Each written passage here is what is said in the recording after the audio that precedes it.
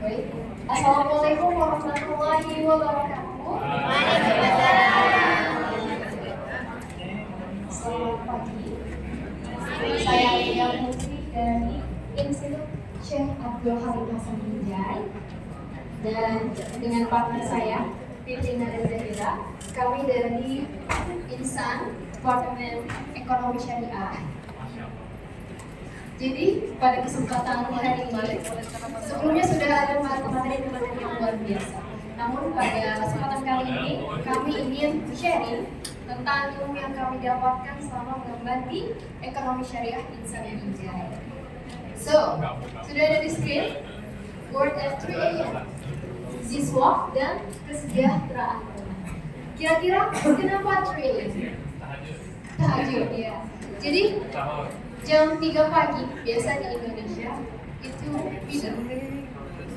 Dibilang malam juga tak, dibilang pagi juga belum. Nah, kira-kira apa makna dari itu semua? So kalau boleh sharing sedikit, tadi malam kami strolling dekat Bukit Bintang. Tahu Bukit Bintang? Tahu. Pernah ke Bukit Bintang tadi malam kan? Banyak yang jalan-jalan ketemu mahasiswa Indonesia lainnya. Nah, jadi Bukit Bintang itu Masya Allah sekali ya, sangat menggambarkan campus. Kalau di Indonesia kayak Jakarta, Medan, tapi Bukit Bintang memang benar-benar luar biasa. Tapi ada satu fenomena yang sangat menarik untuk diamati, apalagi kami sebagai mahasiswi ekonomi syariah. Jadi tadi malam agak telat dikit, jadi kami jalan-jalannya mungkin sampai jam 2 pagi. Nah, dari sekitar jam 11 malam sampai jam 2 pagi itu kami jalan, lihat banyak gedung-gedung, banyak mobil-mobil, ya kan? Itu menggambarkan kehidupan yang gemerlap, mewah. Tapi makin jalan, makin malam, sampai ke pagi, tiba-tiba fenomenanya yang kami temui ada homeless, ya kan? Ada tunawisma, dan itu dekat pinggir jalan. Mungkin tidak cuma di sini. Kalau ke Indonesia atau ke semua daerah lainnya, pasti kita temui itu juga. Jam-jam 10 itu waktu gemerlapnya dunia, banyak mobil mewah, orang belanja, bener kan? Tapi ketika di jam-jam 2 pagi, jam 3 pagi coba keluar sekali-sekali, tapi tetap hati-hati. Apalagi kalau teman-teman di Indonesia, tetap hati-hati. Kalau jam 3 malam, amati sekeliling, pasti banyak temuin di jalan saudara-saudara kita yang homeless, yang mereka terpinggirkan dari society.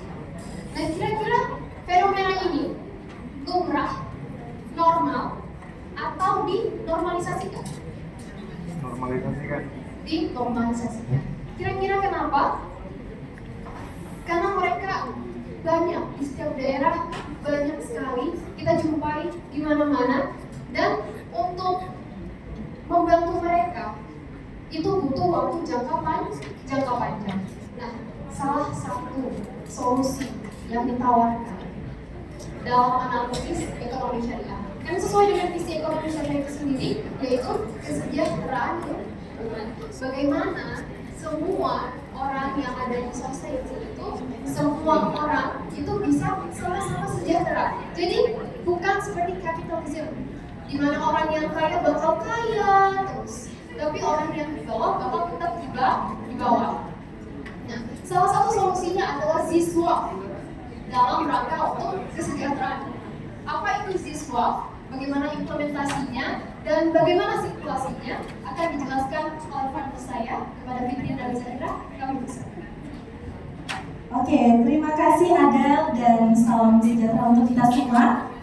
Benar yang dibilang sama teman saya, Adelia Putri, sesuatu yang kami lihat tadi malam itu sebenarnya bukan hal yang wajar, bukan hal yang normal, tapi sudah dinormalisasikan. Kenapa bisa dibilang gitu? Malaysia dan Indonesia adalah negara yang memiliki sumber daya alam yang melimpah ruah, benar?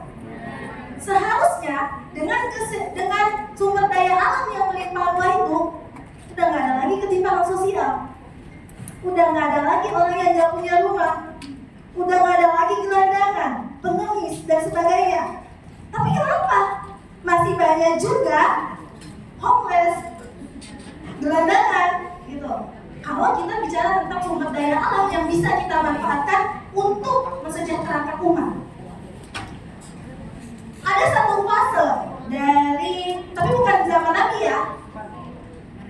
Nah, di mana perang Ziswaf ini, di mana fase itu nggak ada orang miskin, sehingga hasil infak, hasil zakat, sedekah bingung mau dikasih ke siapa. Ada yang tahu fase dinasti apa? Kalau tahu aku punya hadiah. Apa tadi? Tapi jangan lihat Google lah, gitu, jangan lihat GPT, gitu, jangan lihat AI. Ada yang tahu? Satu fase di mana di masa itu nggak ada orang miskin. Bingung tuh.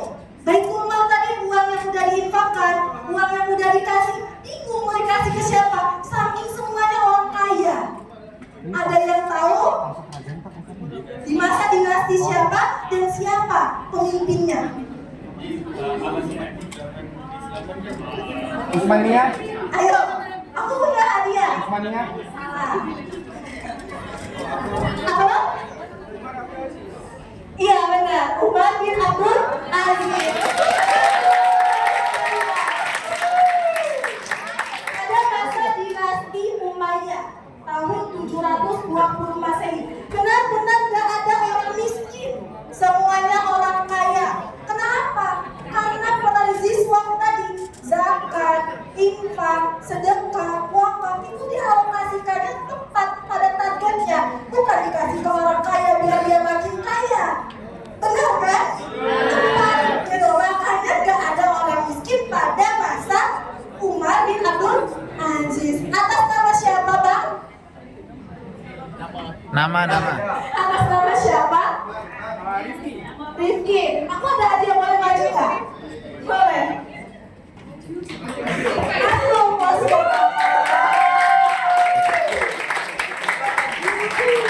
Hadiahnya memang nggak seberapa, tapi jauh di bawah dari Medan itu karena aku jauh ini. Oke. Aku punya uang 50.000 rupiah untuk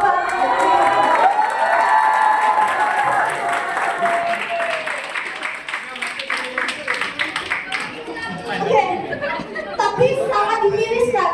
Kenapa? Di sini mayoritas orang Islam ya. Tapi ketika kita bicara tentang sejarah, nggak ada yang tahu ataupun sedikit yang tahu pada masa kejayaan Islam di masa Umar bin Abdul Aziz. Kenapa bisa gitu? Yang seharusnya orang-orang Islam itu ataupun mahasiswa itu bisa jadi agent of change, agent of social control. Tapi untuk tingkat sejarah kita masih banyak yang tahunya, termasuk sejarah Islam itu sendiri. Jadi benar ya teman-teman, pada masa Umar bin Abdul Aziz. Nah, kenapa harus Ziswaf yang diimplementasikan? Karena oke, kita bahas dari zakat ya. Kalau kita zakat itu kan uang yang kita kasih, harta yang kita kasih itu bakal dialokasikan lagi sama mereka, diperdayakan lagi untuk kepentingan umat. Nah, sedikit cerita, di event International Business Plan, aku merancang sebuah bisnis yang aku kasih nama Halal. Kenapa Halal? Harmoni lautan yang dimana aku berharap dari aplikasi itu bisa mensejahterakan nelayan. Oke, kalau dibilang itu aplikasi penjualan ikan biasa, bukan? No, di situ aku taruh fitur wakaf. Kenapa? Dari wakaf tadi yang kami para owner wakafkan itu bisa dialokasikan untuk nelayan yang nggak punya kapal, yang nggak punya alat pancing untuk nangkap ikan. Kalau kita lihat Indonesia ataupun banyak negara maritim lainnya yang sumber daya lautnya itu banyak, tapi nelayan-nelayan itu untuk nangkap ikan pun harus nyewa boat. Jadi ketika dia dapat ikan, uangnya itu cuma bisa bayar sewa boat tadi. Makanya lah dalam bisnis yang kami tawarkan itu ada fitur wakaf sehingga mampu mensejahterakan nelayan. Karena bisnis itu bukan cuma soal untung rugi. Harus ada yang namanya falah di dalamnya. Keuntungan. Apalagi kita orang Islam ya. Tujuan akhir kita bukan cuma keuntungan. Makanya zikr ini termasuk zakat, infak ini sangat berperan penting untuk memberdayakan ekonomi umat. Oke, di sini aku bukan menggurui karena aku juga mahasiswa. Mungkin teman-teman semuanya ilmunya lebih banyak dari aku, lebih keren-keren dari aku, dengan latar belakang pendidikan yang mungkin lebih oke gitu ya. Di sini aku sharing is caring. Saya berbagi karena aku merasa peduli. Jadi aku nggak buka sesi tanya jawab, tapi aku mau ada nggak sih yang mau nambahin tentang Ziswap ini, ataupun ada satu study case yang bisa dipaparkan sehingga kita lebih tahu. Aku punya satu hadiah lagi untuk yang mau nambahi materi kami pada hari ini. Ada? Kalau tadi dari Mas Stade Malaysia, dari Stade Indonesia ini ada? Ayo. Aku beri hadiah. Kalau yang Indonesia bisa lagi pakai di bandara diberi nasi kita, ataupun snack di Indomaret. Ayo, ada orang lagi 50.000 lagi nih.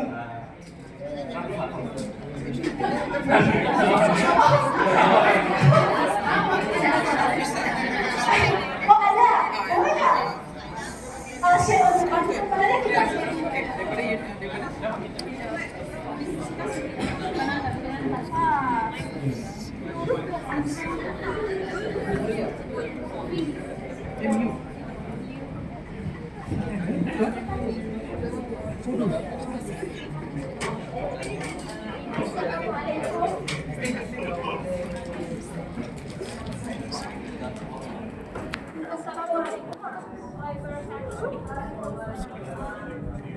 Have you guys ever heard of the greatest king from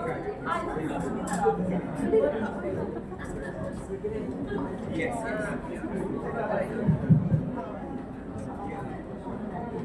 Assalamualaikum. I just want to know, have you guys ever heard of the richest man in the world? Do you guys know who was the richest man in the world? Richest man. Elon Musk. Okay, we have one answer here. But there was a great king from Mali.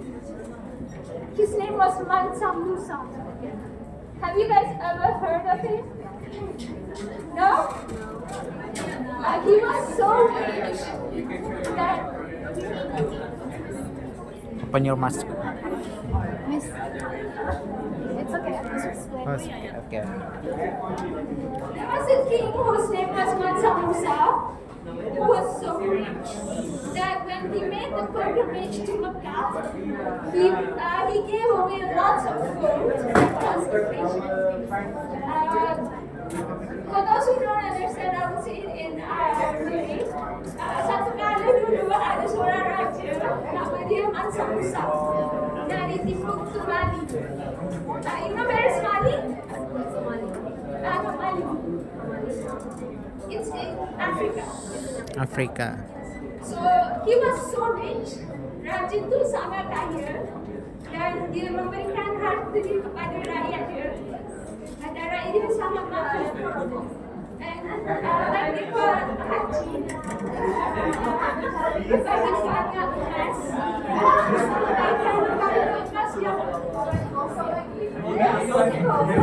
So there is a huge inflation.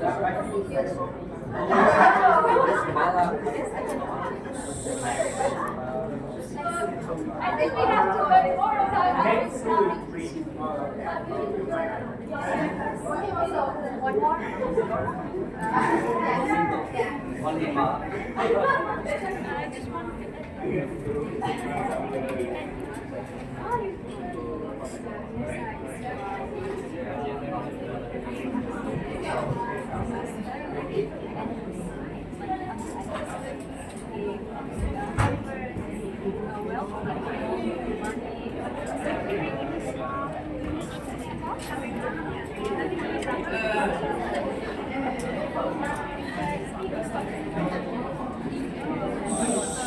have survived that.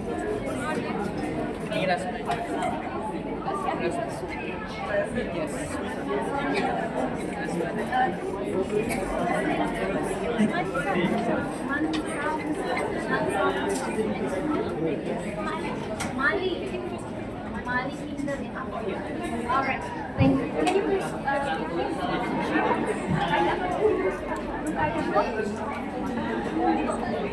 from India. Alright, thank you. Jadi teman-teman, jadi barusan ada Miss Rukaya dari India ingin menambahkan info bahwa dahulu kala ada seorang raja namanya Raja Mansa Musa dari kerajaan Mali. Mali itu salah satu kingdom di Afrika. Jadi raja ini itu mirip dengan Abdul Aziz tadi, Umar bin Abdul Aziz. Dia itu kaya banget. Nah, salah satu masa ketika dia pergi ke Mekah, karena dia saking kayanya, dia suka deliver his wealth. Dia suka bagi dia punya emas, punya uang ke rakyatnya. Jadi pada masa itu, saking semuanya itu rata, tidak ada kesenjangan sosial, jadi semua ekonominya itu stabil pada masanya. Nah, jadi thank you Miss Rukaya for sharing this information.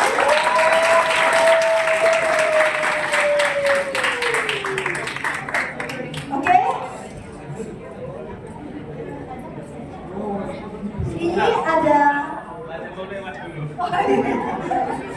Ini ada gift dari kami untuk Miss Rukaya.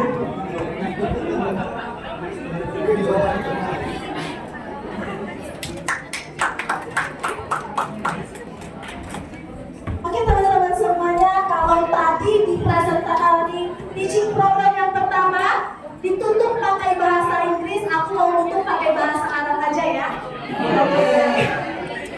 Oke, mungkin hazal faqat minna, aqwan minal khotomina, akhirul kalam billahi fisabilillah, fastabiqul khairat, wassalamualaikum warahmatullahi wabarakatuh.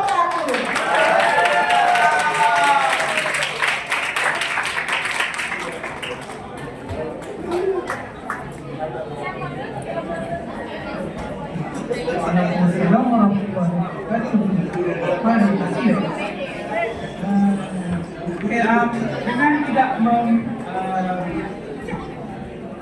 Dengan tidak mempromasi lagi, saya meneruskan.